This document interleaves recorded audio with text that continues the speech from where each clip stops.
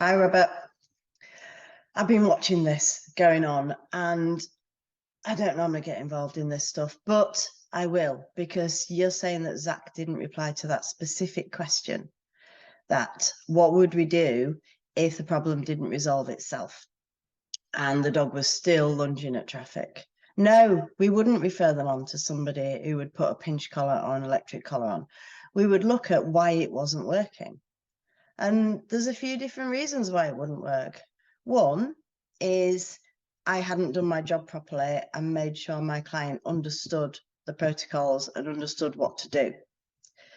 The second one is I hadn't checked in with my client to follow up and make sure they were still doing what I asked them to do. And the third option is the client just isn't doing it. They're not doing what I asked them to do. They're not practicing. Those are the only reasons why it wouldn't work. And we look into it and we follow up and we check that it works because we know this works.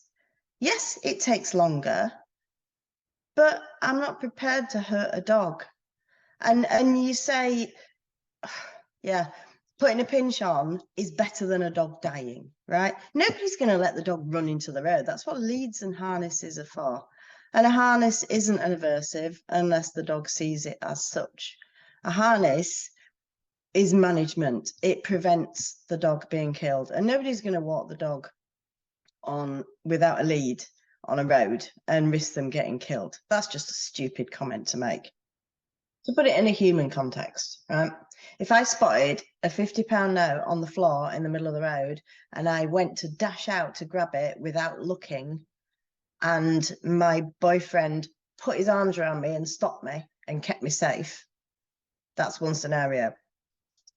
If I was just about to dash out and pick up the £50 note and he punched me in the face to prevent me doing it, yeah, I probably think twice about doing it again. But how would that affect my relationship with him? And dogs have relationships with us. And hurting our dogs is not necessary to that degree. We all use punishment. We know that. There's no such thing as purely positive. And all the bullshit people are coming up with as smoke and mirrors, yeah, there is no such thing as purely positive. We all use punishment to some degree. It's the level of pain, fear, and emotional distress that we're prepared to use to get what we want. Like, if my dog's dicking around and he won't come to heel, I might choose to put his ball in his pocket and walk away. That is a punishment to my dog. I don't zap him with an e-collar because he's not listening to me, because I've no need to, because he'll rethink, regroup, and come back and do what it takes to get that ball.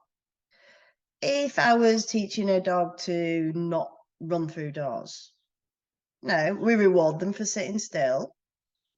And if they try and dash through the door, we close the door. Closing the door is a punisher. It reduces the likelihood that they will run through the door again. I don't need to yank him on a pinch collar or zap him with an e-collar. But it's still a punisher. If a puppy's getting overly bitey, I will get up and walk away. That is a punishment to the puppy. We are taking away the fun and interaction. We all use punishment. So anybody that does say they are purely positive is talking bollocks. Okay. But we don't need to use pain, fear, and intimidation to train dogs.